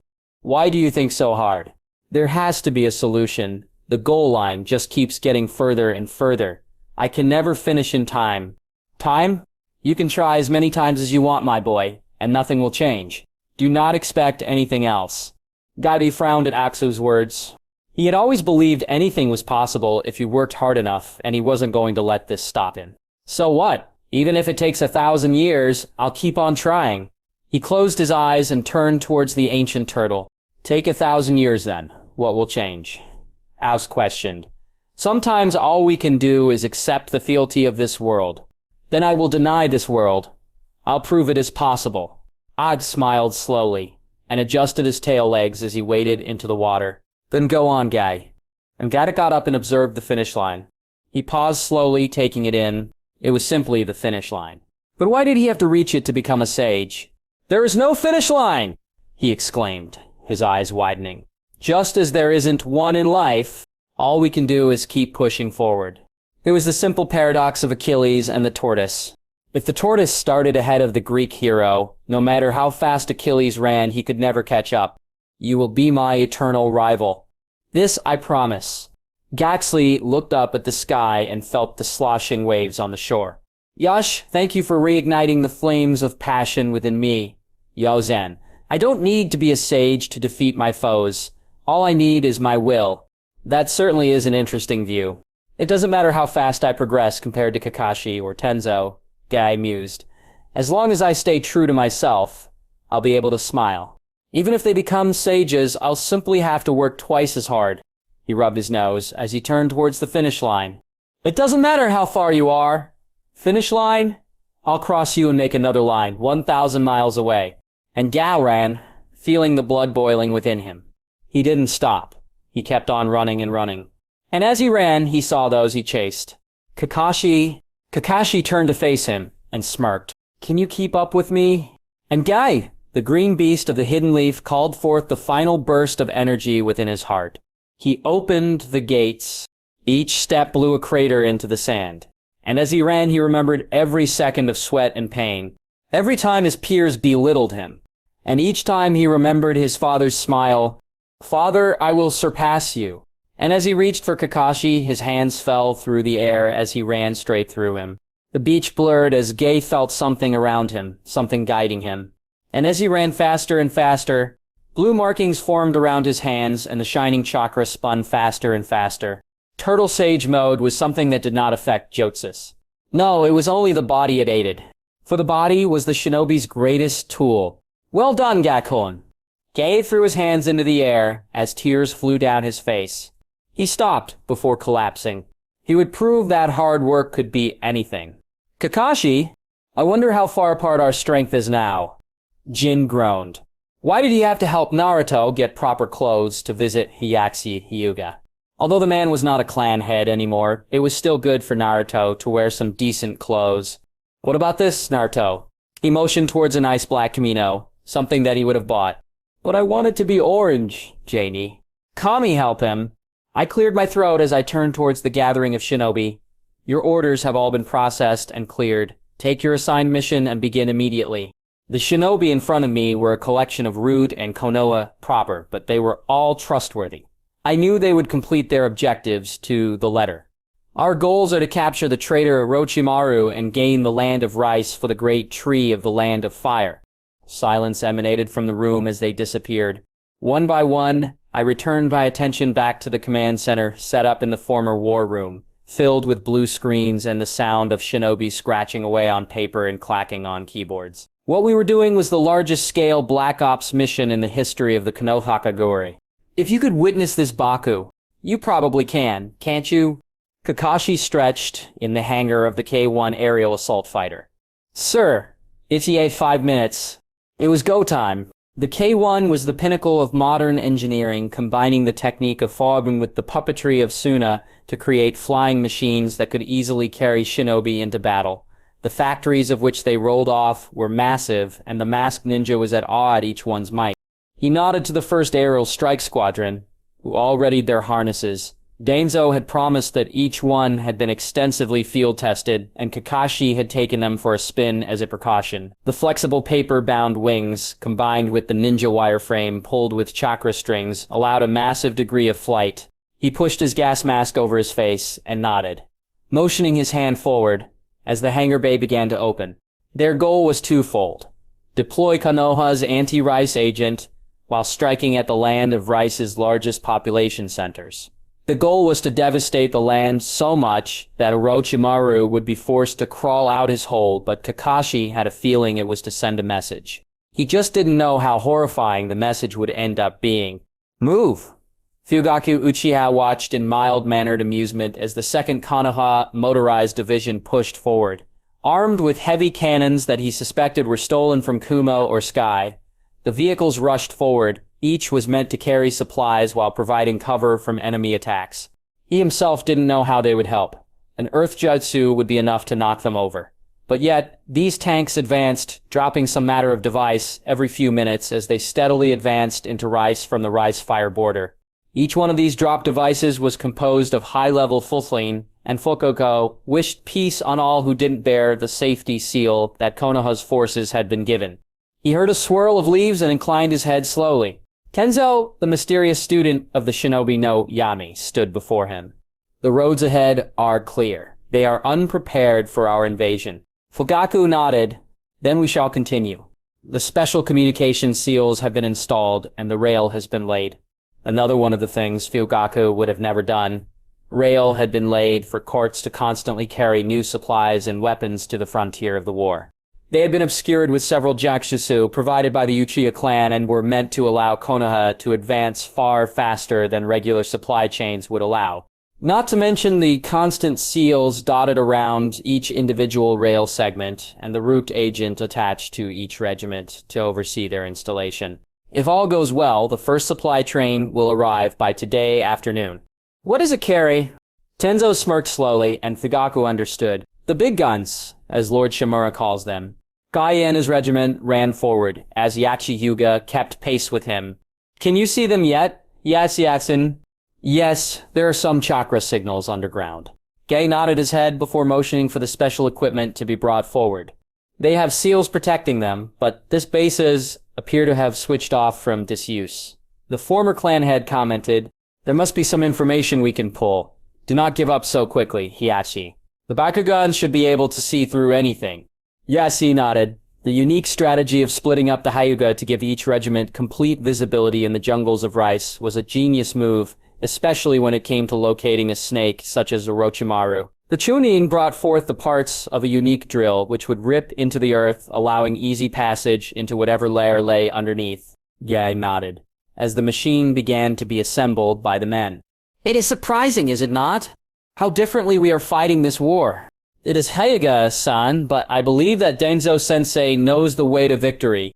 All right, then, Kato drawled, tasting the cool air as he and the Gulo boys of the 2nd Aerial Assault Division landed on the forest right next to the capital, America, Maki. They were comprised entirely of root shinobi, with one goal: remove the daimyo, along with his family. Let's cause a riot. And all of them moved into the shadows before leaping into the city. Sound only spared 2 shinobi for the daimyo, and even then, they were pathetically weak, no matter how much Orochimaru liked to brag about them. But more important was to secure the assets of Hitaku Sai, the owner of Rice's largest shipping company. If the Root was able to secure such a massive fleet, their own finances would multiply, and pave the way to create the eventual puppet state. The end goal was to demand a large amount of land from Rice and leave the Reaming country as a puppet, run by the richest man in the country, who would be naught but a pawn of Danzo's. There was also a variety of farming insurers and bankers that would need to be seized. All for the root of the great tree, Kato thought, as he vaulted over the walls, unseen to all. Jin moved swiftly within the trees, root agents following behind him. They were moving through the swamps, dropping trigger fuses, steadily using Dojin jutsus to eventually create enough damage to collapse the land into a ravine. The more damage dealt to the land, the sooner Orochimaru would act.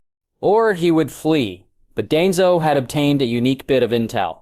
The snake had joined a group of S-rank missing nin called the Akatsuki while building up the Sound Village, who would need to be eliminated. Thanks to Kakatsu, they had found the location of the criminal's next mission. The city of Kaziri, located on the fringes of the Konoha-Rice border. Were you sure this is the way, Jin-kun? The Sandaime asked, anxiety coloring his face. When Danzo had told Sarutobi of Orochimaru's whereabouts, the old Kage had all but strong-armed his way into the mission. Yes, Lord Hokage, we will arrive in 10 minutes when Orochimaru and Kisame Hochigaki will enter the town, was Jin's response. So, it has to come down to this, mused another voice. The Toad Sage, Jiraiya commented as they continued their journey. This time, I shall not fail. And neither shall you, Jiraiya. Code. Even Lord Jiraiya had forced his way onto this mission, immediately after his return to the village. One way or another, the rogue Snake Sanin would be defeated. Jin was sure of that, for they had the 3rd Hokage and Jiraiya of the Sannin on their side. Hey, kiddo, make sure you keep an extra eye on Orochimaru, okay? Jin nodded his head. He knew well the slipperiness of the snake. The silence resumed as the shinobi continued their journey. To think Danzo capable of this. Madara mused. Orochimaru will have to prove himself now. You aren't worried, Lord Madara? Questioned White Setsu, singing happily. It matters not. I have plenty of plans if the snake is defeated by his former sensei. It hadn't changed in all of the time Jiraiya had left. The gentle wind that had whispered somber secrets so long ago, the warm morning sun, and the congregations of the people in its many markets. The village stood tall, illuminated in the shadow of their forefathers' faces, and Jiraiya craned his head up to gaze at them from his perch in the shadows. Regret, bubbling and wild, spewed from his throat, akin to some rotten leftovers. Even after 7 years, that same sorrow had never left him. To ask what could have been, to try to see what he might have done if those events hadn't happened, it still rocked in his heart. His body had been broken over and over again, but his heart had been scarred forever. Yet, he found himself asking himself, while viewing the tranquility of the morning, why did he still call it home? What was left here but broken dreams and failed memories? If he turned his eyes, he could make out his old training ground, the meadow where he and the other kids would collect fireflies, and where Jiraiya had met his first pet, Toad. Perhaps he was still living in denial and fear of what would happen if he stopped running. How easy it was to look into the eyes of his teacher and tell him he was needed elsewhere, to keep on chasing a distant dream, one that he had failed countless times. His hopes had been crushed time and time again, yet he chose to endure. Tears rose to his eyes as he took it in. The place he still cherished and called home, for in his heart he still loved it, He loved many things, but Konoha would remain in his mind, a distant and bitter memory, viewed through the sweet lens of nostalgia, only to be distilled with the acidic extract of reality. Jiraiya, the gallant, was a dreamer, but a shinobi was a realist. To reconcile his dual beliefs and try to find an answer, that was something he had not achieved. With quiet footfalls, he moved towards the Hawkage Tower. As he approached, he let his mind sink into his sensei's message. Orochimaru had stuck Konoha, blinded by revenge, and had allied himself with Kumo. At least, that was what Jiraiya could read from between the lines. It's a curse, he thinks, softly in the darkest corners of his mind. Of all his regrets, Orochimaru is the largest. Perhaps if he had been a little quicker, a little faster. But that is not the time for such things. So, he smiles as he clambers through the window of the tower and calls out to his former teacher. Perhaps there is some new hope waiting in the delicate light of the leaf, hope he so needs. Sarutobi-sensei has gotten old, are his first thoughts. The marks of age dot the weathered Kage, and the weight of authority had turned his once proud shoulders into a hunched vagrant. At this he feels regret, but buries such ideas away. Jiraiya-kun, and there is warmth in Hiruzen's words, gentle and caring just like in Jiraiya's memories. Sensei, he begins quietly, and both men feel the tragedy within the room. There is so much they both want to say, but no words can sum up their failures. Dregs of smoke illuminate Hiruzen's face, their pungent aroma reminding Jiraiya of long-lost afternoons. Both of them break out of their reverie, and let the true conversation begin. Orochimaru had dared to strike at the heart of Konoha. His sins go beyond anything I can ever allow, and there is nothing but firmness in Hiruzen's words, but beyond that is a sense of absolute failure. And Jiraiya, ever the dreamer, tries one more time. Sensei, don't you think it's odd that Orochimaru was able to sneak in like that? I mean, come on. And if he let the Hokage escape, which I doubt he did, it's clearly a setup. The old hags on the council and the warhawk Danzo would be perfect culprits. And his teacher sighs, slowly. What does that change? The people of Konoha are hungry. Hungry for revenge. Jiraiya grits his teeth. He knows full well how much power Danzo had with the civilian population of Konoha, and to leave them unsatisfied, not to mention the Hyuga clan. But his eyes narrow at the unspoken message. His teacher does suspect foul play. Well, an all-out invasion of rice doesn't justify anything. We'll be entrapped in war. Sensei, you don't think that Kumo or Yiwa won't want their own pound of meat? My hands are tied, Jiraiya. If you think so strongly, perhaps you would have taken this hat when it was offered to you. And now Jiraiya is surprised. His teacher never had this much conviction. Foul play or not, he seems dedicated to ending Orochimaru. What happened? What did he do? And Hiruzen gets up slowly, picks up a folder on his chest and throws it into Jiraiya's hands, and Jiraiya grows pale as he gazes at the first picture. The twin of Minato Namikaze gazes back at him. No, he wouldn't, but as he flips the pages, his shock grows. He dumps the table on the desk and slumps down in his seat. Do you know how Orochimaru gained access to the Hyuga clan? Jiraiya shakes his head. He doesn't want to know, not after what he's read. He was assisted by a man calling himself Madara Kyuushi, the same one who killed Minato all those years ago. Hiruzen's tone is gentle, and he places a hand on Jiraiya's shoulder, almost as if placating a child. And Jiraiya, the dreamer's world is shattered. The unspoken accusation makes his blood boil as he pictures it. Orochimaru letting the man in, letting him kill Minato and Kushina, and he can't think anymore. His chakra roars as he crushes the papers in his hands. All that regret, all those things he told himself, they have been shattered once more. How? Why? Why would the man he once called a friend do such a thing? Why had he not seen it? And both teacher and student have no answers. He moves quietly, lost and adrift. He doesn't know where he is going, but doesn't care. To his surprise, he finds himself in front of a familiar ramen store. He can hear the excited chatter of a young boy, and for a second, pictures Kushina and Minato there, happy and alive. But that dream is interrupted by Orochimaru's laughing visage, and Jiraiya's grip tightens. Yet he still enters and is surprised to see its occupants. Minato and Kushina's son, Naruto, named after his book, and yet he never had met the kid. When he had left Hiruzen's office, with a promise to see the war plans, his teacher had requested him to meet the boy.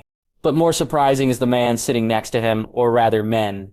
Kakashi Hatake. You would recognize Mineto's brat anywhere, but more importantly is the younger one at his side.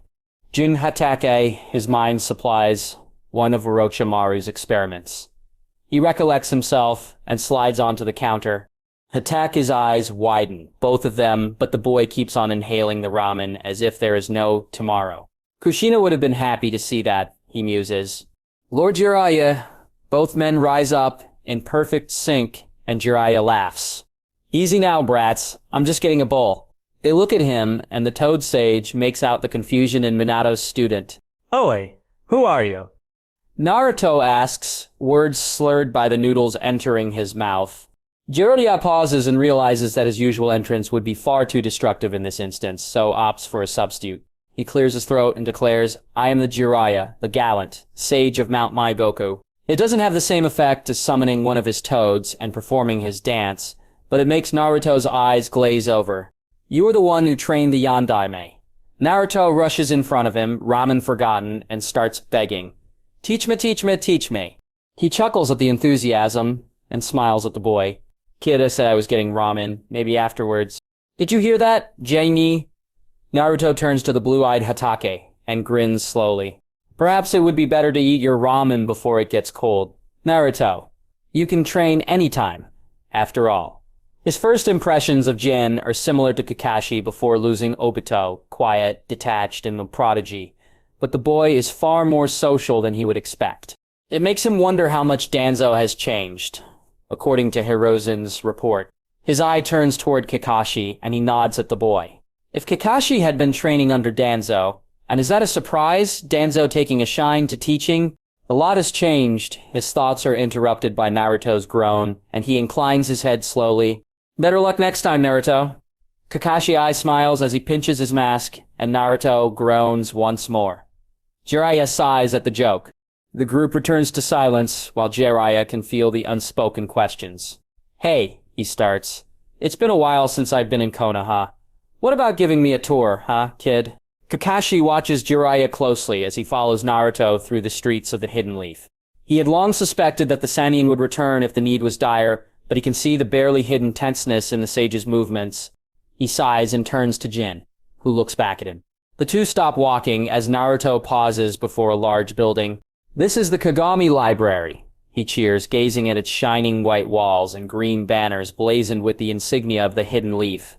Kakashi takes the chance to look at the single building that had started a new era for Konoha. He can make out ninja climbing the stairs and its various training facilities all in use. It is the symbol for the end of the clans of the democratization of power. He himself had visited it plenty of times to work on elemental manipulation, and it was one of the Leaf's most needed reforms. Jiraiya is still in shock at the building. I guess you learn something new every day. Naruto grins.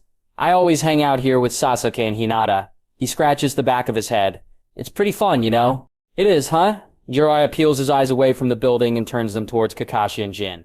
Kakashi, always eager to disrespect authority, decides to rub salt in the wound. Kakashi smiles cheerily before speaking. My dear Naruto was lonely before he went to this place. He scratches his nape casually before turning towards the boy in question. You were lucky that you met Kaito, weren't you? Yeah, Kaito-ni is super cool, although he's really lazy. Naruto grumbles slightly before brightening up once more. And Kakashi doesn't miss the way the Toad Sage winces at the mention of the man who looks so similar to Minato-sensei. It's just another reminder of why Kakashi wants to slam a Chidori through Orochimaru's chest. Jiraiya thumbs the page of his latest HRHR right where the Foundation Press logo is located. He doesn't know how one company came to control nearly half of the printing business in the Land of Fire, but is sure that his teacher has some inkling of an idea. Personally, he suspects Danzo, especially when it's called Foundation Press, but he knows that he is just trying to distract himself from how much Konoha has changed. The clan system is already described as a relic of the past, and the sheer rate of knowledge being given to the younger generations. He isn't exactly sure if it's the right thing to do, but watching how skilled some of the academy kids were after the libraries on hand. Tutors help them out again. Root is making him reconsider his thoughts. The Yamanaka flower booth is staffed by someone who he knows isn't part of the clan, and isn't that surprising? Konoha's military police doesn't bear the Uchiha's fan. Instead, it has been rebranded as a spiral fan arranged with leaves. Besides, the police officers he sees aren't all Uchiha. They are a mix of all kinds of shinobi. Konoha has changed, and Jiraiya isn't sure how much its shadow has to do with it. This is the coolest old man Kakashi. Naruto waves a book into Kakashi's face, while Jin watches with bemusement within the bookstore. And why is that Naruto? Kakashi leans down and looks straight into Naruto's eyes, and Jiraiya is shocked by how parental, how fatherly that action is. It only makes the guilt within him burn deeper. It's called Star Wars, and about Shinobi going to the moon. The moon. His smile is massive as he babbles about a princess, and samurai in codes, and Jiraiya chuckles at the enthusiasm.